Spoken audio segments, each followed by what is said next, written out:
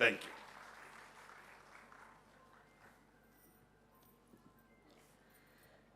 Thank you so much, sir. On behalf of the INPR department, we welcome you all once again. Telangana రాష్ట్రాన్ని అభివృద్ధి పథం అంటూ రేజింగ్లోకి తీసుకెళ్లే భారతదేశంలోని నంబర్ 1 స్థానంలో నిలబెట్టే ప్రయత్నంలో అహర్నిశాలు నిరంతరంగా శ్రమిస్తున్న మన dynamic honourable chief minister Shri Revanth Reddy Telangana గారికి hearty welcome and we request him to please come forward and address the gathering. Telangana పాలిటిక్స్కి ఒక కొత్త ఎనర్జీ అండ్ మరియు strong decision making which shows democratic leadership.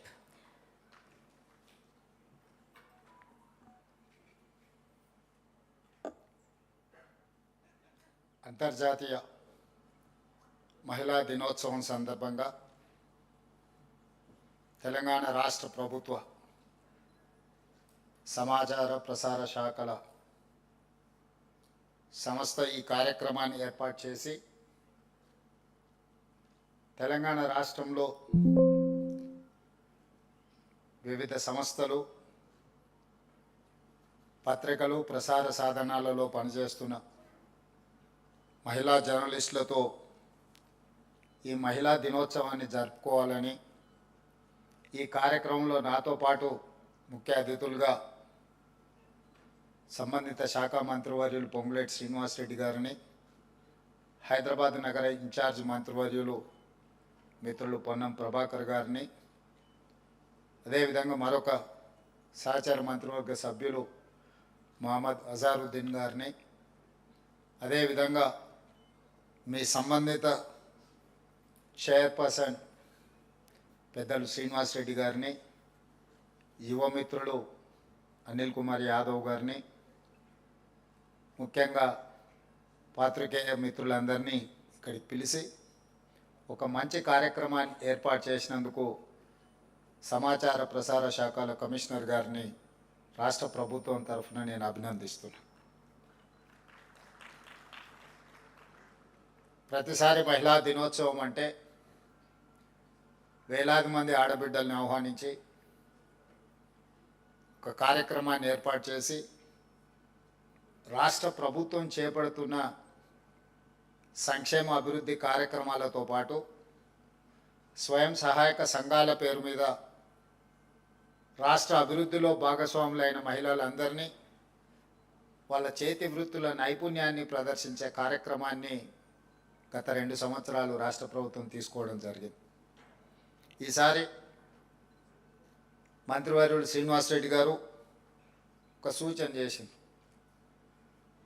ఈ మధ్యకాలంలో జర్నలిస్టుల గుర్తింపు కార్డు కానీ మిగతా అంశాలు ప్రస్తావించినప్పుడు మహిళా జర్నలిస్టుల గురించి కూడా చర్చ వచ్చింది.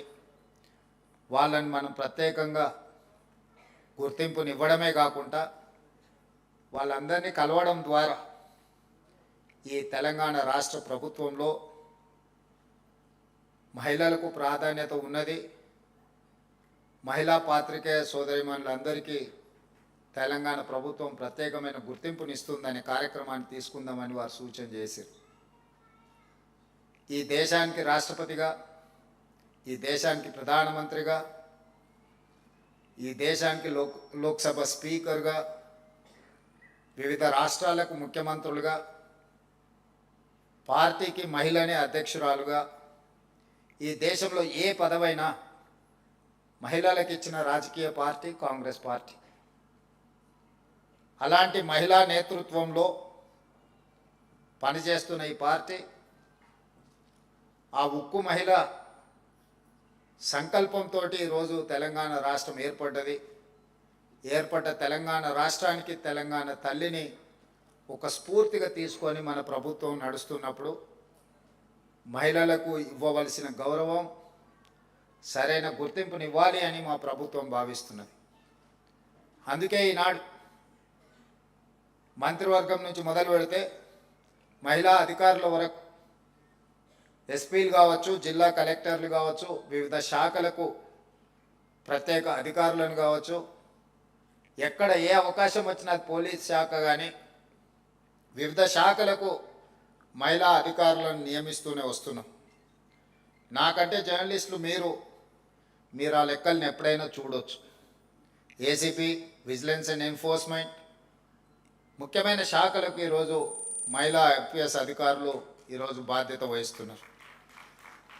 అదేవిధంగా హైదరాబాద్ లాంటి కీలకమైన నగరానికి, జిల్లాకి ఒక మహిళా కలెక్టర్గా ఈరోజు అత్యంత కీలకమైన బాధ్యతలు పోషిస్తున్నారు. ఎస్ఐబిలో ఎప్పుడూ పురుషులే అధికారులుగా వ్యవహరిస్తారు. కానీ ఎస్ఐబిలో ఐజీగా ఈరోజు ఒక మహిళా అధికారిని నియమిస్తే ఆ మహిళా అధికారి నేతృత్వంలో ఈ మధ్యకాలంలో 700 పైగా నక్సలైట్లను సరెండర్ చేయడంలో ఆ మహిళా అధికారి ఒక ప్రత్యేకమైన పాత్ర పోషించారు. అవకాశం ఇచ్చినప్పుడే ఎవరైనా తమ సామర్థ్యాన్ని నిరూపించుకోవడానికి అవకాశం ఉంటుంది. చాలామందికి వాద పటిమ ఉండొచ్చు, చాలామందికి రాయగలిగిన శక్తి ఉండొచ్చు, చాలామందికి మాట్లాడడానికి అవగాహన కూడా ఉండొచ్చు. చట్టసభలకు వచ్చినప్పుడు, పాత్రికేయ మిత్రులుగా అవకాశం కలిగినప్పుడు, వివిధ సందర్భాలలోనే వాళ్ళకున్న శక్తి కానీ వాళ్ళకున్న సామర్థ్యం కానీ సమాజానికి తెలియడం జరుగుతుంది. అందుకే ఈ ప్రభుత్వం అవకాశం ఇచ్చి చూస్తుంది. అవకాశాన్ని సద్వినియోగం చేసుకున్న వాళ్ళు ఉన్నత శిఖరాలకు ఎదగడానికి అవకాశం ఉంది.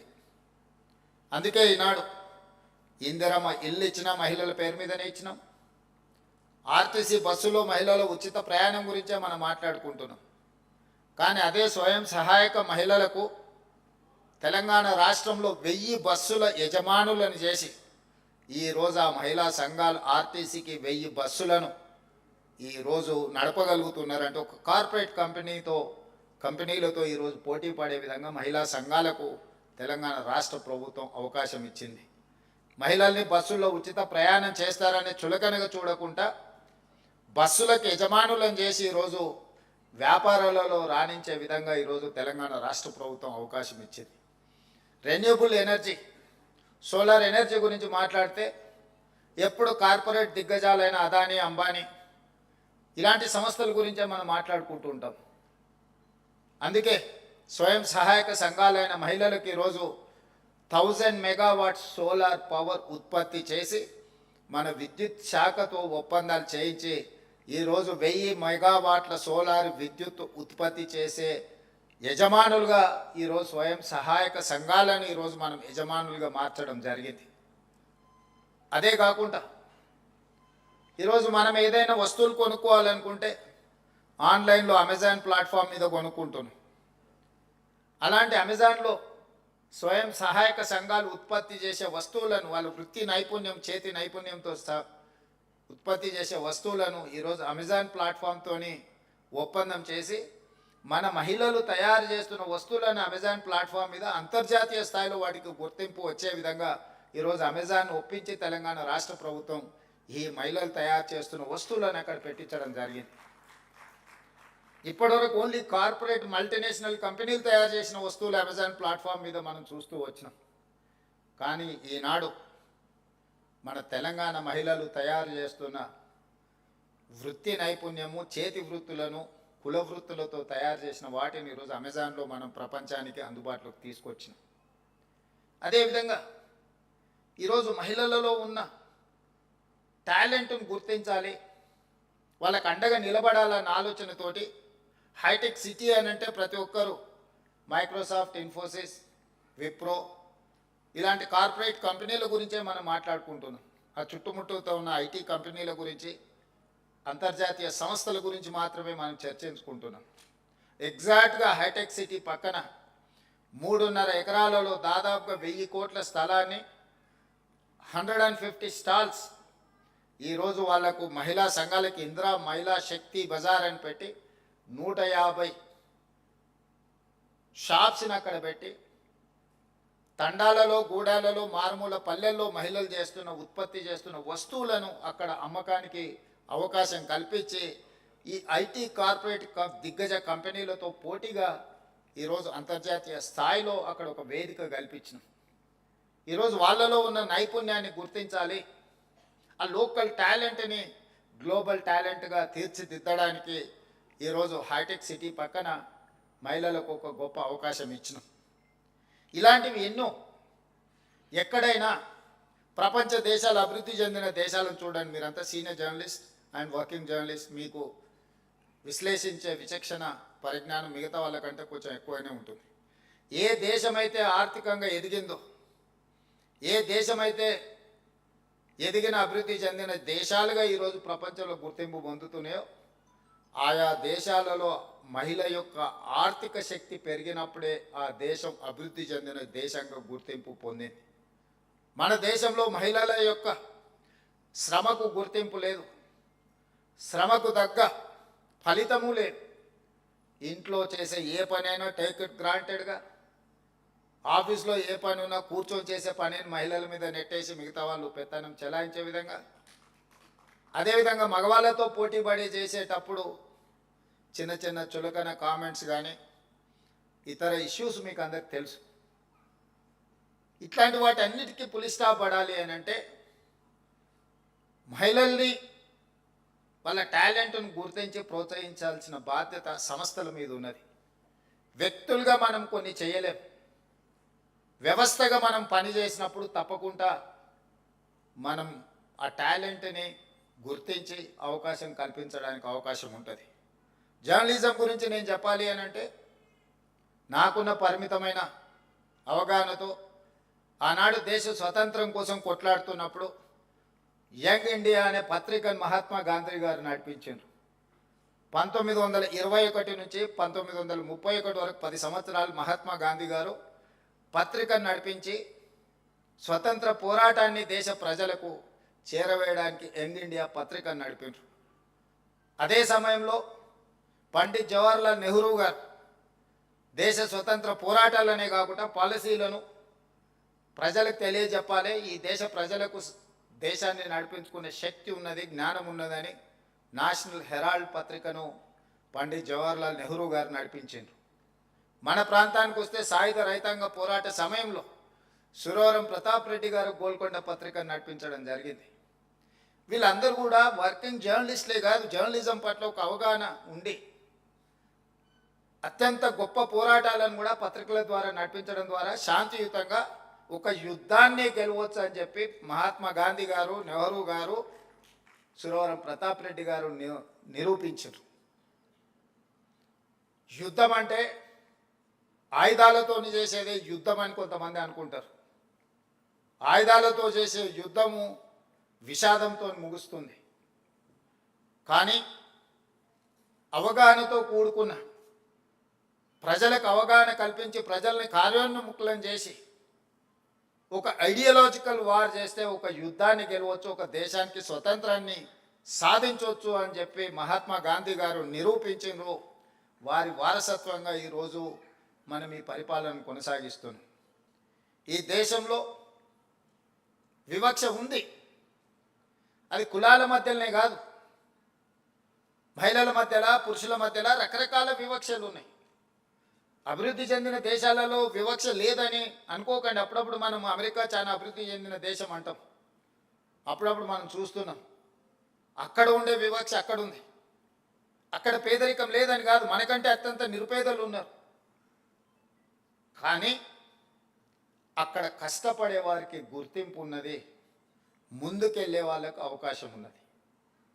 మన దగ్గర కూడా వివక్ష ఉన్నది, కానీ కష్టపడే వాళ్లకు గుర్తింపునివ్వాల్సిన బాధ్యత ఇంకా మనము నేర్చుకోవాల్సిన అవసరం ఉన్నది. ఇంకా మనం అవకాశం కల్పించాల్సిన బాధ్యత ఈరోజు ప్రభుత్వాల మీద ఉన్నది. అందుకే ఈరోజు ప్రత్యేకంగా మహిళా జర్నలిస్టులతో కలిసి, ఎందుకంటే నా ఈ ప్రయాణంలో చాలామంది మిత్రులు ఉన్నారు, మహిళా జర్నలిస్టులు కూడా చాలామంది వెల్ విషర్స్ ఉన్నారు. వాళ్ళందరి ప్రోత్సాహము ప్రత్యక్షంగానో పరోక్షంగానో, ఏది కాకపోయినా డెస్క్లో ఉన్నప్పుడు మన మీద అనుచితంగా వ్యాఖ్యలు చేసినప్పుడు కనీసం అది ప్రసారం చేయకుండా ఆపడంలోనైనా మీ సహకారం ఉన్నది. చెడు అని భావించినప్పుడు ఆ చెడు నియంత్రించడానికి మీరు అందించే సహకారం, అది కూడా ఒక రకంగా నా ఎదుగుదలకు ఉపయోగపడ్డది. ఒకవేళ చెప్పాల్సి వచ్చినప్పుడు రాసిచ్చిన దానికంటే ఒక 2 మంచి మాటలు కూడా మీరు చెబితే అది ప్రజలకు ఇది నిజమే అని భావించి, ఎందుకంటే మహిళలు ఏది చెప్పినా విశ్వాసం, నమ్మకం ఎక్కువ ఉంటుంది. మేము నిజం చెప్పినా కూడా మా వాళ్ళు అది కొంచెం తక్కువ ఉంటుంది. అందుకోసమని ఈ మహిళా దినోత్సవం సందర్భంగా మహిళలనే కాదు, ఈ సమాజంలో సగభాగమైన మీరు ఈ తెలంగాణ రాష్ట్రం అభివృద్ధి జరగాలి అని అంటే మహిళల యొక్క ఆర్థిక వ్యవస్థ, మహిళల యొక్క అవకాశాలను మెరుగుపరచాలి అనేదే మా ప్రభుత్వం యొక్క లక్ష్యము, మా ప్రభుత్వం యొక్క విధానం. 2034కి $1 ట్రిలియన్ ఎకానమీ, 2047కి $3 ట్రిలియన్ ఎకానమీ ఇక తెలంగాణ రాష్ట్రాన్ని ముందుకు నడిపించాలని మేము భావిస్తున్నాం. ఈరోజు 2.5% జనాభా ఉన్న మనం దేశ ఆర్థిక వ్యవస్థలో 5% మనం జీడిపిని కంట్రిబ్యూట్ చేస్తున్నాం తెలంగాణ రాష్ట్రం నుంచి. జనాభా మోర్ ఆర్ లెస్ సెటిల్ అయిపోయింది, పెద్దగా పెరగడం లేదు తెలంగాణ జనాభాలో. మేమిద్దరం మాకు ఒక్కరు అనే పరిస్థితి వచ్చింది. అట్లీస్ట్ మేమిద్దరం మాకిద్దరు అనే వ్యవస్థ వస్తే మన జనాభా పెరుగుతుందేమో. ఒకప్పటి ప్రభుత్వ విధానం వల్ల, కుటుంబ నియంత్రణ వల్ల తెలంగాణలో ఉండే పాపులేషన్ స్టెబిలైజ్ అయిపోయింది, పెద్దగా పెరగడం లేదు.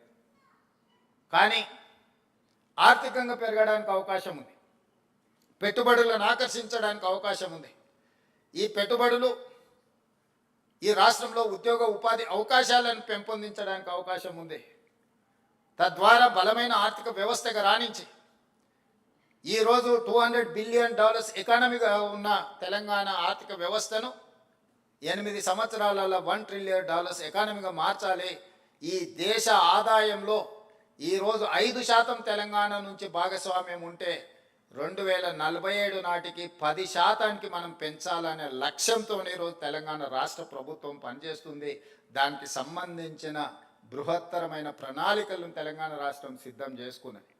అందుకే గ్లోబల్ సమ్మిట్ ఆర్గనైజ్ చేసినాం, అంతర్జాతీయ దిగ్గజ కంపెనీలను ఆహ్వానించినాం. మనం క్యూర్ అని కోర్ అర్బన్ రీజియన్ని ఔటర్ రింగ్ రోడ్ ఇన్సైడ్ 1,34,00,000 జనాభా ఉంది. ఈ 1,34,00,000 జనాభా 2,100 స్క్వేర్ కిలోమీటర్స్ లోపల ఉంది. ఈరోజు ఈ క్యూర్ని సర్వీస్ సెక్టర్గా మార్చాలని మన ప్రభుత్వం నిర్ణయం తీసుకున్నది. ఇక్కడ పరిశ్రమలు ఉన్నాయి, కాలుష్యాన్ని వెదజల్లే పరిశ్రమలు ఉన్నాయి. ఈరోజు ఈ లివబుల్ సిటీ నుంచి నాన్ లివబుల్ సిటీగా మారే ప్రమాదం ఉంది. ఢిల్లీని చూసి ఎంత కాలుష్యం ఉందో. పొలిటికల్ క్యాపిటల్ ఇస్ ఢిల్లీ, కానీ స్కూల్స్ హాలిడే, గవర్నమెంట్ ఆఫీసులు హాలిడే, పార్లమెంట్కు హాలిడే ఇచ్చే పరిస్థితి వచ్చింది. దీని కారణం విశ్లేషించండి. ముంబై ఫైనాన్షియల్ క్యాపిటల్, అక్కడ నివసించలేని వర్షాలు వస్తే ఆ నగరం అతలాకుతలంగా మారిపోతున్నది. బెంగళూరు ఐటీ క్యాపిటల్, ఈరోజు అక్కడ ఉండే ట్రాఫిక్ జాములు, కాలుష్యము, ఇతర సమస్యల వల్ల ఆ నగరానికి ఉన్న పరిస్థితులు మీరు చూస్తున్నారు. చెన్నై కూడా వర్షాలు వస్తే వరదలతో మునిగిపోతున్నది. కల్కట్టా గురించి నేను చెప్పాల్సిన అవసరం లేదు. ఈ దేశంలో ఉన్న మెట్రోపాలిటన్ సిటీస్లలో one of the best city is Hyderabad. Chandrababu Naidu garu, Rajasekhar Reddy గారు ఈ నగరాన్ని ఈ దేశంలో ఉండే అన్ని మెట్రోపాలిటన్ నగరాల కంటే ఒక మంచి నగరంగా తీర్చిదిద్దిండ్రు. కానీ ఇది సరిపోదు. అందుకే ఈరోజు మా ప్రభుత్వం ఈ హైదరాబాద్ నగరాన్ని ప్రపంచ దేశాలలో ఉండే నగరాలతో పోటీ పడాలనుకుంటున్నాం. ఒక టోక్యోతోనో, ఒక సింగపూర్తోనో, ఒక సౌత్ కొరియాతోనో, న్యూయార్క్తోనో మనం ఈరోజు కాంపీట్ చేయాలనుకుంటున్నాం. సో అంతర్జాతీయ నగరంగా మారాలి అని అంటే ఈ 2,100 స్క్వేర్ కిలోమీటర్స్లో ఉన్న ఏరియాని కాలుష్య రహిత నగరంగా తీర్చిదిద్దాలి. ఈ కాలుష్య రహిత నగరంగా ఒక core urban region economy, it is called cure, దీన్ని క్యూర్ చేయాలని మేము అనుకుంటున్నాము. దానికి మహిళా జర్నలిస్టులుగా మీరందరూ సహకరించాలి. రెడ్ కేటగిరీ, ఆరెంజ్ కేటగిరీ పరిశ్రమల్ని ఇక్కడ నుంచి ఔటర్ రింగ్ రోడ్డు బయటికి తరలించాలని ఒక ప్రణాళిక తీసుకున్నాం.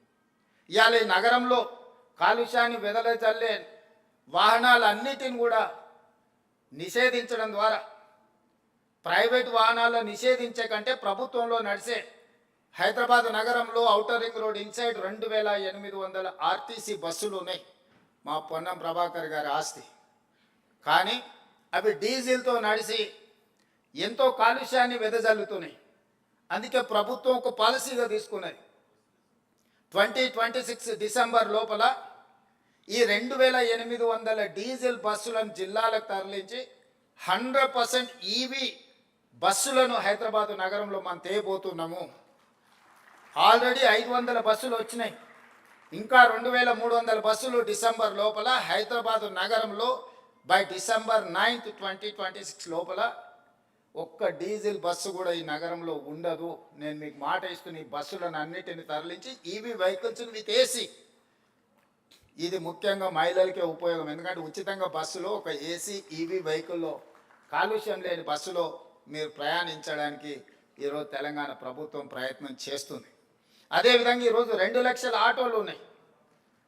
రెట్రో ఫిట్టింగ్ కింద ఇప్పుడు డీజిల్ కిరోసిన్తోనో ఇతర ఇంధనంతో ఈరోజు నడుస్తున్నాయి.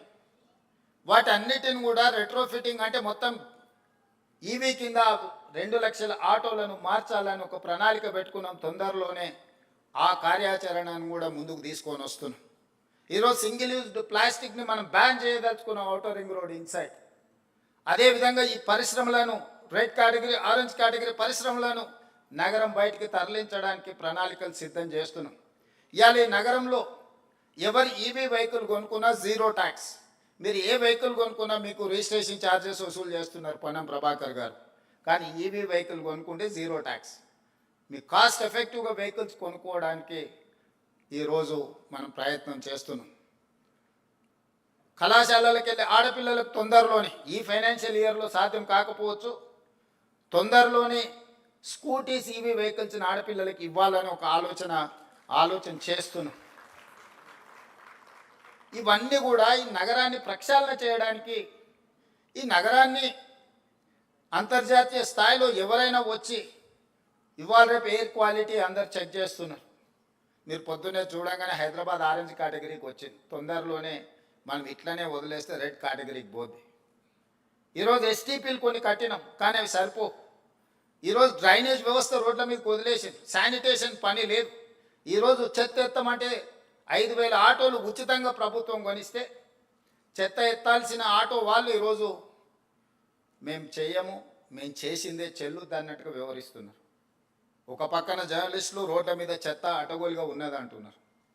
మరి దానికి నియమించిన కార్మికులు పనిచేయాలి కదా, వాళ్ళతో పని చేయించుకోవాల్సిన బాధ్యత ప్రభుత్వానికి, మున్సిపల్ శాఖకు ఉన్నది కదా. దోమలు పెరిగినాయి అంటున్నారు, మూసీలో కాలుష్యం ఉంది అంటున్నారు, మూసీని ప్రక్షాళన చేయాలంటున్నారు. కానీ ప్రభుత్వం ఏం చేయకూడదు అంటున్నారు. దోమల్ని నియంత్రించాలన్నా, చెత్త ఎత్తాలన్నా, మూసీని ప్రక్షాళన చెయ్యాలన్న డిమాండ్స్ వచ్చినప్పుడు ప్రభుత్వానికి ఏ కార్యాచరణ చేపట్టొద్దు అంటున్నారు. ఏ కార్యాచరణ చేపట్టకుండా ఇవి ఎట్లా సాధ్యమవుతాయో జర్నలిస్ట్గా మీరు నాకు సూచన చేయండి. గుజరాత్ అహ్మదాబాద్ సబర్మతి రివర్ ఫ్రంట్ కట్టుకుంటుంది. 10,000 కుటుంబాలను తరలించింది అక్కడి నుంచి. వాళ్ళు సరైన ప్యాకేజ్ కూడా ఇవ్వలేకపోయారు. ఈరోజు ఢిల్లీ యమునా నదిని ప్రక్షాళన చేస్తారు. ఉత్తరప్రదేశ్ గంగా నది ప్రక్షాళన చేసిన మన గొప్పగా ప్రపంచానికి ప్రచారంగా కలిపించుకుంటారు. నాకేం అభ్యంతరం లేదు, మంచిది. It is an a good programme, activity. Why can't Musi river development? Ahmedabad Sabarmati river front చేసుకోవచ్చు, ఢిల్లీ యమునా నది రివర్ ఫ్రంట్ డెవలప్ చేసుకోవచ్చు, ఉత్తరప్రదేశ్ గంగా నది రివర్ డెవలప్ చేసుకోవచ్చు. హైదరాబాద్ నగరం మాత్రం మూసీ నదిని ప్రక్షాళన చేయొద్దు అనడము ఏ మేరకు సమంజసము? నేను ఒకటే అడుగుతున్నా, వద్దనే వాళ్ళని. మీరు మొత్తం ప్రాజెక్టే వద్దంటున్నారా? ప్రాజెక్టు నిర్మించేటప్పుడు నిర్వాసితులుగా మారే వాళ్లకు సరైన సహాయాన్ని అందించాలంటున్నారా? మీకు స్పష్టత ఉండాలి. నిన్న మన ఒక అపార్ట్మెంట్కు సంబంధించిన చర్చ జరిగింది, ఎందుకంటే అక్కడ జర్నలిస్ట్ మిత్రులు ఉన్నారు. నేను కన్వే చేసిన, అది 7 acres ఉంది. ఆ 7 acresలో మూసీ నది ఒడ్డున, ఈసా నది ఒడ్డున ఉంది. అది నదులకు బఫర్ జోన్ 50 మీటర్లు, నాలాకు బఫర్ జోన్ 10 మీటర్లు. ఈసా నది ఒడ్డున ఇది నాలా అని చూపించి 2004-05లో బిల్డరు అనుమతి తీసుకొని వచ్చి అక్కడ అపార్ట్మెంట్స్ కట్టింది. 2004 తర్వాత 2012లో చట్టాన్ని సవరించి స్పష్టంగా నాలా అయితే ఎంత ఉండాలి, చెరువులు అయితే ఎంత ఉండాలి, బఫర్ జోన్, నదులైతే ఎంత ఉండాలి బఫర్ జోన్ కేటగారికల్గా చట్టాన్ని మనం ఆమోదించుకున్నాం శాసనసభలో. 2012 నుంచి యాక్ట్ మనం ఇంప్లిమెంట్ చేస్తున్నాం. దాని ప్రకారం మూసా నది కానీ ఈసా నది కానీ నది ఒడ్డున 50 మీటర్ల బఫర్ జోన్, ఎవరు ఏమి కట్టడానికి వీలు లేదు, కట్టినా కూడా వాటిని తొలగించాలి. భూ యాజమాన్య హక్కులు మీ దగ్గర ఉన్న నష్టపరిహారం ఇస్తారు తప్ప అందులో ఎలాంటి నిర్మాణాలు జరగడానికి లేదు. NGT directions, supreme court directions, all constitutional authorities have decided to remove all these buffer zones. ఆ అపార్ట్మెంట్కు సంబంధించి దాదాపుగా 50% ఈ బఫర్ జోన్ 50 మీటర్ల 9 మీటర్ల సెట్ బ్యాక్ చూపించేసి ఇది నాలా అని చూపించి బిల్డర్స్ అక్రమంగా అనుమతి తెచ్చుకొని కట్టిండ్రు. మన వాళ్ళు కొనుక్కున్నారు. అనుమతి చూసే కొనుక్కున్న వాళ్ళ గురించి నేనేం తప్పుగా చెప్పట్లేదు, అనుమతులు అన్నీ చెక్ చేసుకున్నాను. నేను ఈ మధ్యలో ఆ ప్రాజెక్టుని టేకప్ చేయాలనుకున్నప్పుడు చూస్తే మోర్ దాన్ 50% బఫర్ జోన్లు ఉన్నది. దీంట్లో చాలామంది తెలిసిన మిత్రులు ఉన్నారు. అరే వీళ్ళకి ఏదైనా నష్టం జరిగేటట్టుంది, మనం చేయగలిగిన సహాయం చేద్దామని మా అధికారులకు చెప్పి వాళ్ళ దగ్గర పంపించి వాళ్ళతో చర్చ చెప్పిన. మరి వాళ్ళకి ఎంత చేరిందో తెలియదు, అందుకే ఈరోజు ఇక్కడ నుంచి చెప్పదలుచుకున్నా. వాళ్ళకి ప్రత్యామ్నాయంగా పక్కనే 7 ఎకరాలకు 7 ఎకరాల ల్యాండ్ ఇచ్చి ఇప్పుడు ఎంతైతే స్క్వేర్ ఫీట్ కన్స్ట్రక్షన్ చేసిందో కొత్త నిర్మాణానికి అవసరమైన డబ్బులు బ్యాంకులో డిపాజిట్ చేస్తా, మీరే ఒక సొసైటీ పెట్టుకొని మీరు కట్టించుకోండి. ఇది ఇంకా భవిష్యత్తులో ఎప్పుడు మీకు అమ్ముకోవడానికి కొనుక్కోవడానికి కూడా ఉండదు. ఈ 50 మీటర్ల బఫర్ జోన్ అనేది బ్యాన్ చేస్తాం. ఇప్పటికిప్పుడు కూలగొట్టకపోయినా భవిష్యత్తులో అది మీకు జీరో వాల్యూ అవుతుంది. మీ మేలు కోసం మీరు నష్టపరిహారం తీసుకొని మీరు వేరే దగ్గరికి వెళ్ళి కొనుక్కుంటామంటే మీ ఇష్టం. లేదు అంటే మీ ఎంత స్థలం ఉందో అంతే స్థలం ఆ పక్కన ప్రభుత్వ స్థలానికి కేటాయించి ఈ నిర్మాణానికి అవసరమయ్యే నిధులు కూడా ప్రభుత్వం ముందే మీ బ్యాంకులో డిపాజిట్ చేస్తుంది. మీరు ఒక అసోసియేషన్, మీ ఎట్లాగూ అపార్ట్మెంట్స్ వెల్ఫేర్ అసోసియేషన్ ఉంటుంది కదా, మీరు మీకు డిపాజిట్ చేస్తే మీరు కట్టుకోండి అని మేము చెప్పినాం. అది రాజకీయ రంగుగా మారి ప్రతి రాజకీయ పార్టీ అక్కడికి వెళ్ళి వాళ్ళ పట్ల సానుభూతి చూపిస్తున్నారు. సానుభూతితో ఇది సమస్య పరిష్కారం కాదు. నేను ఆ మిత్రులకు సవినయంగా విజ్ఞప్తి చేస్తున్నా. 50 మీటర్ల చట్టము అమల్లో ఉంది. ఆ చట్టాన్ని నేను మార్చలేను. నేషనల్ గ్రీన్ ట్రిబ్యునల్ నుంచి సుప్రీంకోర్టు వరకు ఇచ్చిన గైడ్లైన్స్ ప్రకారం ఏర్పడింది. ఆ 50 మీటర్ల బఫర్ జోన్లో ఉన్న అన్ని అపార్ట్మెంట్స్ జీరో వాల్యూ, నివసించడానికి పనికొస్తుందేమో కానీ దాని ఫైనాన్షియల్ వాల్యూ జీరో.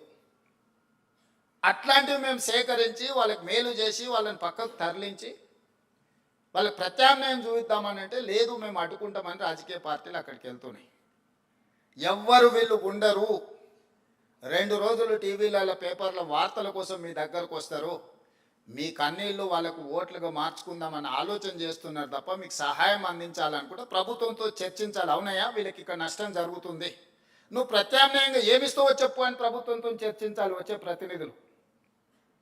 మోడీ గారు గొప్పగా చేసిందని చెప్పేవాళ్ళు, ఆ పార్టీకి ప్రాతినిధ్యం వహిస్తున్న వాళ్ళు ప్రభుత్వంతో చర్చించవచ్చు కదా. They are also constitutional authorities. వాళ్ళు కూడా యూనియన్ క్యాబినెట్ మినిస్టర్లు ఉన్నారు, యువతలు ఉన్నారు. ప్రతిపక్ష పార్టీ కూడా ప్రతిపక్ష హోదా ఉంది. వాళ్ళందరూ వచ్చి కూర్చొని అవును ఇక్కడ నుంచి మూసీ పరివాహక ప్రాంతంలో 2 వైపులా 50 మీటర్ల బఫర్ జోన్లో ఎవరెవరు ఎఫెక్ట్ అవుతున్నారు, వాళ్ళు ఎంత పేదవాళ్ళు, గుడిసెతో ఉన్నారా, ఇల్లుతో ఉన్నారా, వాళ్ళకి ఏ నష్టం జరుగుతుంది, వాళ్ళ సొంత భూమి ఉందా, ప్రభుత్వ భూమి ఉందా, వాళ్ళకి ఏమిస్తే బాగుంటుందో మనం చర్చిద్దామని నేను చెప్తున్నా. నువ్వు చర్చించడానికి లేదు, నువ్వు కట్టడానికి లేదు, మేము చేయలేదు కాబట్టి నువ్వు చేయొద్దు. నువ్వు చేయలేదు కాబట్టి నువ్వు ఇంటికి పోయినావు, నేను చేస్తానే నమ్మకం ఉంది కాబట్టి నేను కుర్చీలో కూర్చున్నా. ఇక నీకు నాకు తేడా లేకపోతే ఇంకా విషయం ఏమున్నది? అందుకే మన నగరాన్ని కాపాడుకోవడానికి, మన నగరం అంతర్జాతీయ నగరంగా రాణించడానికి, మన నగరం ఒక దేశ ఆర్థిక వ్యవస్థకి వెన్నెముకగా మారడానికి మీ అందరి సహకారం నాకు కావాలి. ఇది నేను నా ఒక్కడి కోసం, నా ఇంటి కోసం చెప్పడం లేదు. మీరందరూ మహిళా జర్నలిస్టులు అనుకుంటే రేపు 13th రోజు తాజ్ కృష్ణాలో పవర్ పాయింట్ ప్రజెంటేషన్ ఈ మూసీ నది మీద ఫేజ్ 1 మీద ఈరోజు డీటెయిల్ ప్రాజెక్ట్ రిపోర్ట్ ఇవ్వబోతున్నా. గాంధీ స్టాచ్యూకి 5,000 కోట్లు ఖర్చు పెడుతున్నారు. ఎవడన్నా బుర్రుండేటోడు 5,000 కోట్లు ఖర్చు పెడతాడు ఆ స్టాచ్యూకి. స్టాచ్యూ కాస్ట్ 70 కోట్లు. ఆడ విజ్ఞాన మందిరం మొత్తం కట్టడానికి 100+ ఏదో అవుతుంది. టోటల్ కలిపితే కూడా 200 కాదు. అంబేద్కర్ భవన్కి 220 కోట్లు పెట్టారు, సంతోషం. మహాత్మా గాంధీ ఒక విజ్ఞాన కేంద్రానికి ఒక 200 కోట్లు పెడితే మీకు వచ్చిన కష్టం ఏంటి? దాన్ని 5,000 కోట్లు 10,000 కోట్లు అని చిలువలు పలువలు చేస్తారు. నిజం గడప దాటకంటే ముందే అబద్ధం ఊరంతా తిరిగి వస్తుంది.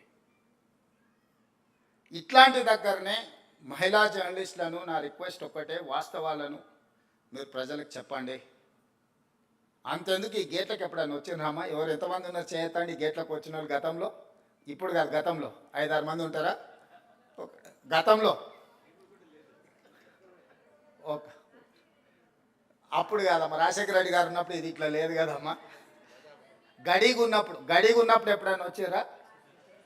ప్రజాభవన్ అయినాక వచ్చి ఉంటారు. గడిగా ఉన్నప్పుడు వచ్చిన వాళ్ళు ఏమో అంటే అప్పుడు కాదమ్మా. 2014 నుంచి 2023 వరకు ఇందులోకి ఎంటర్ అయిన వాళ్ళు ఎవరు ఉన్నారు? ఒక 4, 1 2 3 4 ఉన్నారు.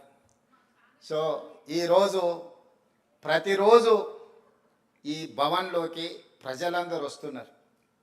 ఇది ప్రజలకు వేదిక, ఇది ప్రజా వేదిక, ఇది ప్రజా పరిపాలన. ఏది నిషేధిత ప్రాంతం కాదు ఇది. తెలంగాణ ప్రజల్ని నిషేధిస్తే ప్రజలు మనల్ని నిషేధిస్తారు శాశ్వతంగా, ఇంతే. దీంట్లో ఏం పెద్ద థియరీ లేదు, పెద్ద ఇది లేదు. అంతకుముందు అప్పుడప్పుడు ఎప్పుడన్నా ఉత్సవ విగ్రహాలు పండుగల పూట వీధుల్లో చూపిస్తారు. అంతకుముందు ఉండేటైనా అట్లా ఉత్సవ విగ్రహం లాగా అప్పుడప్పుడు మీకు కనిపించేటోడు. నేను ఎప్పుడు మీ మధ్యలోనే ఉంటున్నా. ఏ రోజైనా నేను సెలవు తీసుకున్న రోజు ఉందా? ఏ రోజైనా ఎవరైనా కలుస్తా అంటే కలవని రోజు ఉందా? అందుకే మహిళా జర్నలిస్టులకు కూడా నా విజ్ఞప్తి ఒకటే, మన రాష్ట్రాన్ని మెరుగుపరుచుకుందాం, మీ సహకారం ఉండాలి. మహిళా దినోత్సవ సందర్భంగా సంకల్పం తీసుకోండి. ఈ రాష్ట్రంలో మహిళలకు రక్షణ కల్పించడమే కాకుండా ఈ రాష్ట్రంలో మహిళలకు అవకాశాలు ఈ రాష్ట్ర ప్రభుత్వం ఇస్తుంది. వీటిని సద్వినియోగం చేసుకొని దేశంలోనే మహిళా ప్రాధాన్యతతో కూడుకున్న రాష్ట్రంగా ఒక గొప్ప పేరు గుర్తింపు మనం తెచ్చుకుందామని తెలియజేస్తూ మీ అందరి దగ్గర సెలవు తీసుకుంటున్నాను. ధన్యవాదాలు.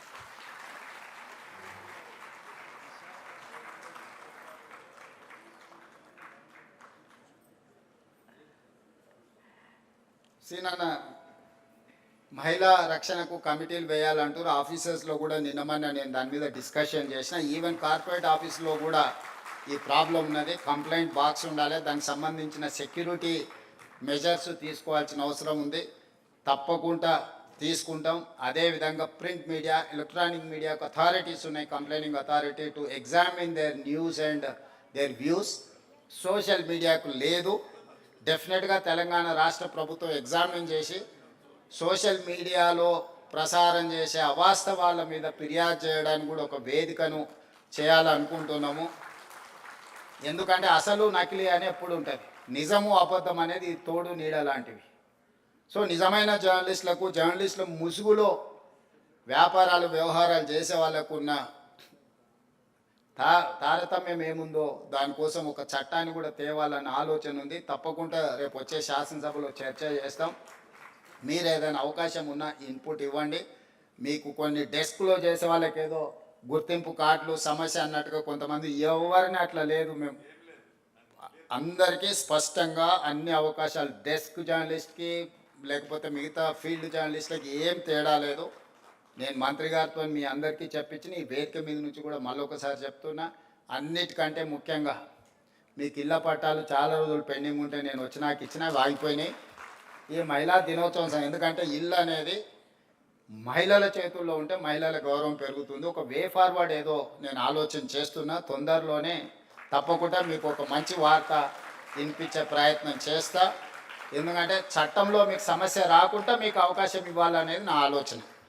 ఎందుకంటే ఇప్పటివరకు మీకు వచ్చిన అవకాశాలు చట్టం వల్ల కొంత ఇబ్బంది వచ్చి సుప్రీంకోర్టు కూడా స్టక్ డౌన్ చేసింది.